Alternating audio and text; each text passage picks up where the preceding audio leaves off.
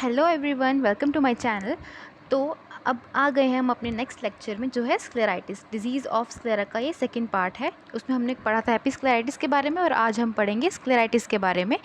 तो अगर आपको कभी एग्ज़ाम में कभी कहीं कोई लॉन्ग आंसर क्वेश्चन आता है स्क्लेराइटिस के ऊपर, तो जितना इस वीडियो में आपको देखने को मिलेगा वो मोर देन इनफ होगा आपके लिए। आप इसमें कुछ और ऐड करने की ज़रूरत नहीं पड़ेगी आपको। इतना भी अगर आप याद कर पाओगे तो ये बहुत ज़्यादा होगा उसके लिए।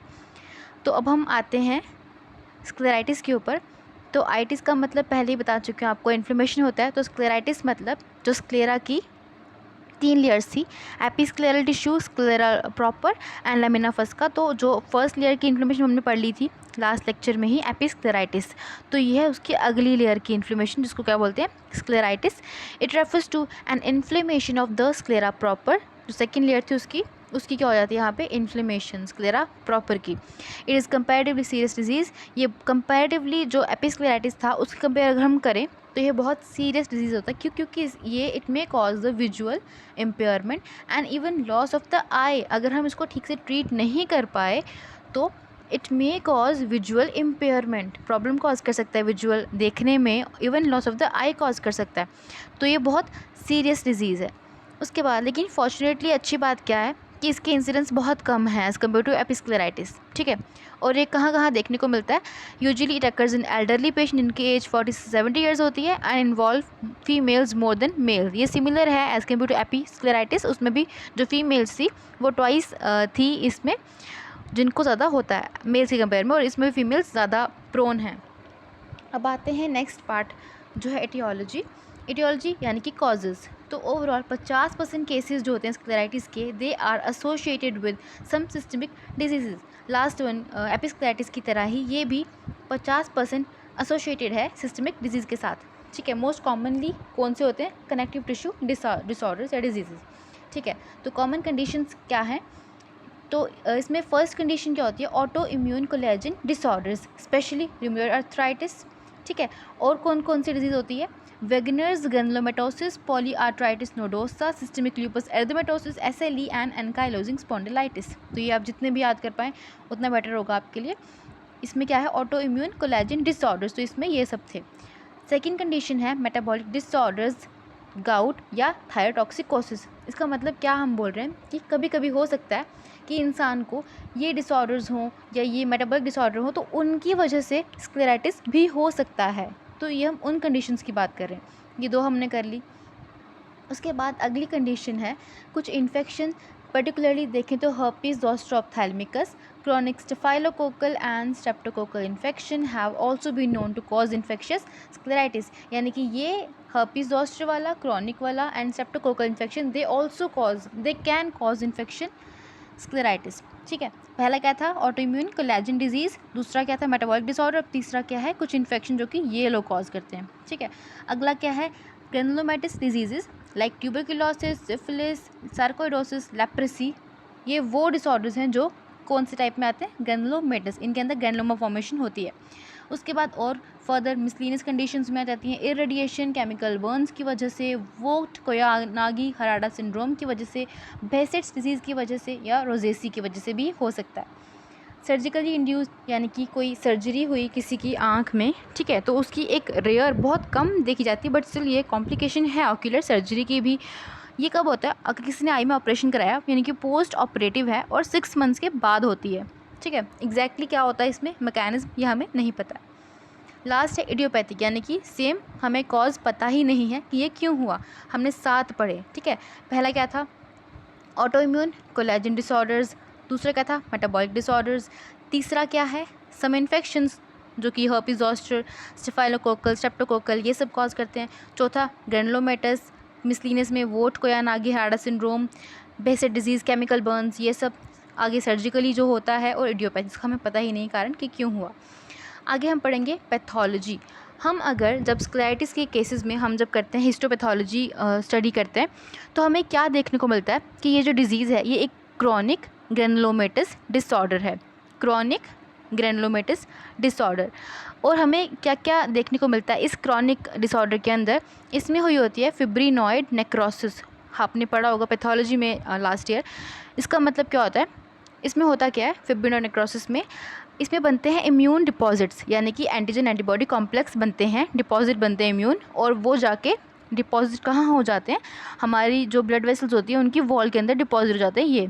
तो इसके अंदर ये होता है फिब्रिनोइड नेक्रोसिस के अंदर ये होता है, इम्यून कॉम्प्लेक्स बनते हैं और वो जाके डिपॉजिट हो जाते हैं वॉल्स, ब्लड वेसल्स की वॉल्स के अंदर। ठीक है, तो इसमें क्या देखने को मिलेगा, फिब्रिनोइड नेक्रोसिस देखने को मिलेगी, और कोलेजन की होगी destruction along with infiltration by polymorphonuclear cells, lymphocytes, plasma cells and macrophages.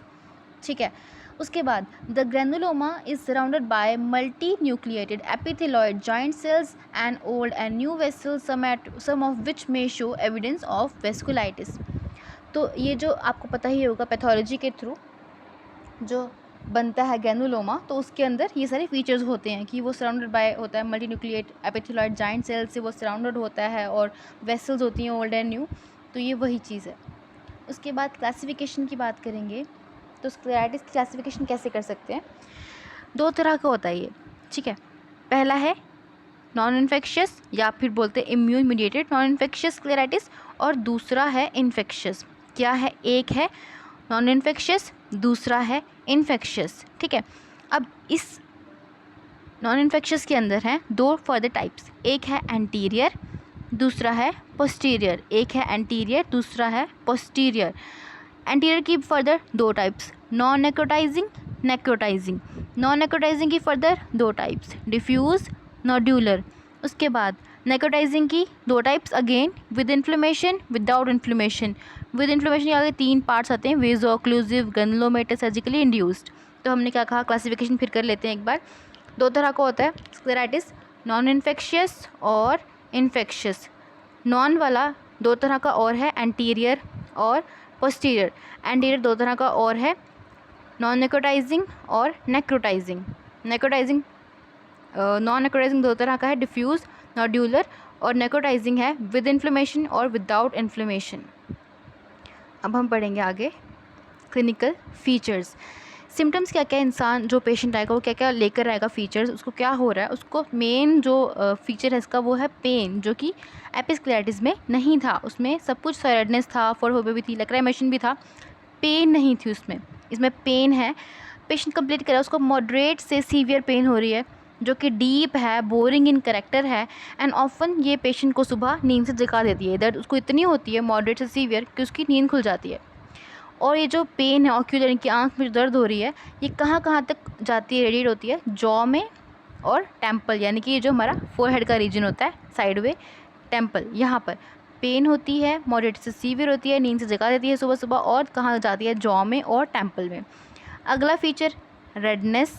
ठीक है, और ये लिखा है सामने विद अ वायलेशियस ह्यू, मतलब रेडनेस हुई है आँख में, लेकिन इसका मतलब है एक वॉयलेट कलर का, ह्यू मतलब कलरेशन, डिस्कलरेशन, एक वॉयलेट कलर की डिस्कलरेशन देखने को मिलेगी हमें उस रेडनेस के अंदर, तो वो है। फोटोफोबिया देखने को मिलेगा, लैक्राइमेशन, डिमिनिशन ऑफ विजन, यानी कि विजन में भी कमी आ जाएगी। ठीक है, तो क्या क्या देखने को मिला हमें, pain, redness with violaceous hue, photophobia, lacrimation and diminution of vision. अगले साइंस हम देखेंगे, और इन साइंस में हम क्या करेंगे, जितनी भी हम टाइप्स पढ़ी क्लासिफिकेशन में, हम उनको अलग अलग टाइप को किस तरह से पहचानेंगे, ये हम वो पढ़ेंगे। साइंस में सबसे पहला हमने कहा था कि दो तरह का था, नॉन इन्फेक्शियस और इन्फेक्शियस, और नॉन भी था दो तरह का, एंटीरियर और पोस्टीरियर था। ठीक है, एंटीरियर दो तरह का था, कौन सा, डिफ्यूज़ और नोड्यूलर। तो पहले पढ़ेंगे diffuse. It is the commonest variety, diffuse वाला कॉमनेस्ट था, यहाँ तक कि एपिस्क्लेराइटिस में भी डिफ्यूज़ वाला कॉमनेस्ट था। ठीक है, होता क्या, नाम से पता लग रहा है डिफ्यूज़ है और स्क्लेराइटिस है, तो मतलब कि इन्फ्लेमेशन होगी, और डिफ्यूज़ यानी कि वाइड स्प्रेड इन्फ्लेमेशन होगी। ठीक है, इन्वॉल्विंग द क्वाड्रेंट और मोर ऑफ एंटीरियर स्क्लेरा, यानी कि ये most of the part cover कर देगा, या तो कभी कभी पूरा ही पार्ट कवर कर देता है। डिफ्यूज़ है इसलिए ऑलमोस्ट पूरा ही पार्ट कवर कर देगा। जो एरिया इन्वॉल्व होगा, यानी कि जहाँ पर ये इन्फ्लेमेशन होगी वो हो जाएगा रेज्ड, थोड़ा सा ऊपर उभर जाएगा, और उसका कलर हो जाएगा सैल्मन पिंक से पर्पल कलर हो जाएगा। ठीक है, अब हमने पढ़ा डिफ्यूज़, अब पढ़ेंगे नोड्यूलर। इसमें क्या होगा, इसमें बनेंगे नोड्यूल्स बनेंगे। ठीक है, एक या दो हार्ड नोड्यूल बनेंगे पर्पलिश। ठीक है, ये होंगे इमूवेबल नोड्यूल्स, कहाँ होंगे, लिम्बस से लिम्बस के पास होंगे ये नोड्यूल्स। कभी कभी जो नोड्यूल्स हैं ये रिंग की तरह अरेंज होते हैं, जिसको हम बोलते हैं एन्युलर स्क्लेराइटिस। एन्युलर मतलब रिंग। अगला है नेक्रोटाइजिंग एंटीरियर स्क्लेराइटिस।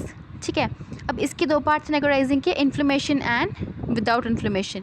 तो पहला है ये anterior one with inflammation. It is an acute severe form of स्क्लेराइटिस। ठीक है, क्योंकि इसमें नेक्रोसिस भी हो रही है अलॉन्ग विद इन्फ्लेमेशन भी हो रही है, तो ये बहुत सीवियर फॉर्म है। ठीक है, होता क्या है इसमें, इसमें होती है localized inflammation along with associated with areas of infection due to vasculitis. एक तो क्या होगी इन्फ्लेमेशन, दूसरा क्या होगा इसमें होगी इन्फेक्शन। जो स्क्लेरा है उसके कुछ एरियाज़ में जहाँ इन्फ्लेमेशन होगी वहाँ पे इन्फेक्शन भी होगी ड्यू टू वेस्कुलाइटिस। जो एरिया अफेक्टेड होगा यानी कि जहाँ पर इन्फेक्शन हुई और जहाँ पर एरिया नेक्रोज्ड हुआ, नेक्रोसिस हुई जहाँ पर, अब वो हो गया एरिया थिन। किसकी बात करें, स्क्लेरा की। यानी कि स्क्लेरा हो गया उस एरिया से thin and sclera become transparent. Thin होने के बाद अब वो क्या हो गया ट्रांसपेरेंट। पहले कैसा था, वो ओपेक था पहले। अब and ectatic with uveal tissue shining through it. Thin हो गया, ट्रांसपेरेंट हो गया, अब उसके अंदर से हमें यूवियल टिश्यू शाइन करता हुआ दिखाई दे रहा है। ये usually associated with anterior uveitis. ठीक है, अब अगला हम पढ़ेंगे विदाउट इन्फ्लेमेशन। इसका दूसरा नाम एक और है स्क्लेरोमलेशिया परफोरेंस। ये एक स्पेसिफिक एंटाइटी है। इसमें ये होती किसमें, एल्डरली फीमेल्स में, उन फीमेल्स में जिनको बहुत सालों से, बहुत टाइम से रूमेटॉइड अर्थराइटिस है। होता क्या है इसमें स्क्लेरा जो है उसका एक येलोइश पैच बनता है due to obliteration of arterial supply. Yellowish patch बनता है स्क्लेरा का, जो कि together with the overlying episclera and conjunctiva completely separates from the surrounding normal sclera. Sclera में क्या बना, येलो पैच बना। ठीक है, अब क्या हुआ, अलॉन्ग विद जो एपिस्क्लेरा भी इन्वॉल्व हो गया उसके अंदर और कंजक्टिवा भी कम्प्लीटली इन्वॉल्व होके अलग हो गया नॉर्मल स्क्लेरा से। कुछ ही पार्ट स्क्लेरा का था ना इन्वॉल्व, वो हो गया अब अलग नॉर्मल स्क्लेरा से। इसमें यह हुआ दिस सीक्वेस्ट्रम ऑफ स्क्लेरा, ये जो स्क्लेरा बाहर निकला वो डेड हो चुका है, कलर हो गया उसका white, dead white in colour, which eventually absorb living behind it a large punched out area of thin sclera through which you will shine. पहले भी यही हुआ था सेम। स्क्लेरा एट लास्ट होगा क्या, थिन हो जाएगा और बन जाएगा ट्रांसपेरेंट और वहाँ से शाइन करेगा यूविल टिश्यू। नेक्स्ट है पोस्टीरियर स्क्लेरा। हमने एंटीरियर वाला पढ़ लिया, अब हम पढ़ रहे हैं posterior स्क्लेराइटिस। It is an inflammation involving the sclera behind the equator. Condition is frequently misdiagnosed. It is characterized by features of associated inflammation of adjacent structures which include exudative retinal detachment, macular edema, proptosis and limitation of ocular movements. यानी कि इन conditions से हम पहचानते हैं कि ये posterior scleritis का case है। ठीक है, उसके बाद infectious scleritis, ये 5 से 10% बनाता है पूरे स्क्लेराइटिस के केसेस का। अर्ली स्टेज में क्या होता है, इसमें डायग्नोसिस करना बहुत मुश्किल होता है क्योंकि ये नॉन इन्फेक्शियस की तरह ही प्रेजेंट होता है, इसके सिम्टम्स उससे मेल झोल खाते होते हैं। अब इसमें होता है क्या, स्क्लेराइटिस विद पुरुलेंट एक्सुडेट बनते हैं या फिर इन्फिल्ट्रेट अगर हमें दिखेंगे तो that will raise suspicion of an infectious etiology. Formation of fistula, painful nodules, conjunctival and scleral ulcers, they are the sign of infectious स्क्लेराइटिस।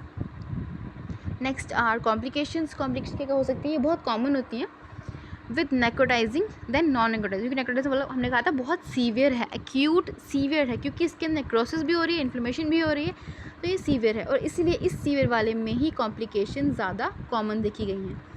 क्या क्या हो सकता है इसमें, कॉर्निया में हो सकता है स्क्लेरोजिंग केराटिटिस, केराटोलिसिस, पेरिफेरल अल्सरेटिव केराटिटिस। स्क्लेरा में थिनिंग हो जाएगी विदाउट एंड विद बल्जिंग, हो भी सकती है नहीं भी हो सकती। बल्जिंग का बोलते हैं स्टेफाइलोमा फॉर्मेशन। यूविया में होगा यूवाइटिस, सेकेंडरी ग्लाकोमा हो सकता है, it is not uncommon. Lens में कॉम्प्लिकेटेड कैटरैक्ट होगा, retinal and optic nerve complications आएंगी, हाइपोटोनी होगी, प्रोप्टोसिस होगा। अगला है इन्वेस्टिगेशंस। क्या क्या इन्वेस्टिगेशन हम करेंगे कंफर्म करने के डायग्नोसिस को कि स्क्लेराइटिस ही है और किस टाइप की है। हम करेंगे DLC, DLC, ESR, हम चेक करेंगे serum level of complement C3, check करेंगे इम्यून कॉम्प्लेक्सेस को, ह्यूमिडेट फैक्टर को चेक करेंगे, एंटी न्यूक्लियर एंटीबॉडीज़ को चेक करेंगे, LE सेल्स को चेक करेंगे। अगला हम टेस्ट करेंगे FTA, ABS, VDRL for syphilis, uric acid for gout, urine analysis, Mantoux test x ray of chest करेंगे, पैरानेजल साइनसेस चेक करेंगे, सैक्रोइलिक जॉइंट चेक करेंगे, ऑर्बिट चेक करेंगे। अब हो गई इन्वेस्टिगेशन। अब करेंगे ट्रीटमेंट। कैसे करेंगे? अलग अलग है इसमें और इन्फेक्शियस वाले में। नॉन इन्फेक्शियस में क्या क्या है? 2 फॉर्म है ना इसकी। तो नॉन इन्फेक्शियस में कैसे करेंगे हम ट्रीटमेंट? इसको करेंगे हम देंगे टॉपिकल स्टेरॉयड आई ड्रॉप्स देंगे और systemic indomethacin 75 milligram twice a day until inflammation resolve. एक हम देंगे टॉपिकल स्टेरॉयड आई ड्रॉप्स, दूसरा हम देंगे सिस्टमिक इंडोमिथासिन 75 मिलीग्राम देंगे दिन में 2 बार जब तक इन्फ्लेमेशन ख़त्म ना हो जाए। अगला नेकोटाइजिंग में हम देंगे टॉपिकल स्टेरॉइड्स अगेन और देंगे oral steroids on heavy doses tapered slowly. अगला है इम्यूनोसप्रेसिव एजेंट देंगे लाइक मिथोट्रेक्सेट, साइक्लोफॉस्फेमाइड, ये देंगे। सब कंजक्टिवल स्टेरॉइड्स देंगे। सब कंजक्टिवल स्टेरॉइड्स जो हैं ये हैं कॉन्ट्रा इंडिकेटेड। क्यों? क्योंकि ये they may lead to scleral thinning and perforation. तो सब कंजक्टिवल स्टेरॉइड्स हम नहीं देंगे क्योंकि ये हैं कॉन्ट्रा इंडिकेटेड। क्योंकि ये they may cause scleral thinning and perforation. और हम कर सकते हैं सर्जिकल ट्रीटमेंट कर सकते हैं, स्क्लेरल पैच ग्राफ्ट लगा सकते हैं जहाँ पर ज़रूरत पड़े। ये तो नॉन इन्फेक्शियस का। अब पढ़ रहे हैं इन्फेक्शियस स्क्लेराइटिस। कैसे ठीक करेंगे हम इसको? इसकी डायग्नोसिस हमने पहले भी कहा था बहुत डिलेड होती है क्योंकि हम कंफ्यूज हो जाते हैं कि ये इन्फेक्शियस है या नॉन इन्फेक्शियस है। तो हम कैसे करते हैं ट्रीटमेंट? हम देखते हैं एंटी माइक्रोबियल थेरेपी देंगे with topical and oral agents. Surgical debridement करेंगे और ये बहुत यूज़फुल माना गया। तो क्या किया हमने इसमें? एंटी माइक्रोबियल थेरेपी दी, सर्जिकल डिब्राइडमेंट किया। Thanks for watching.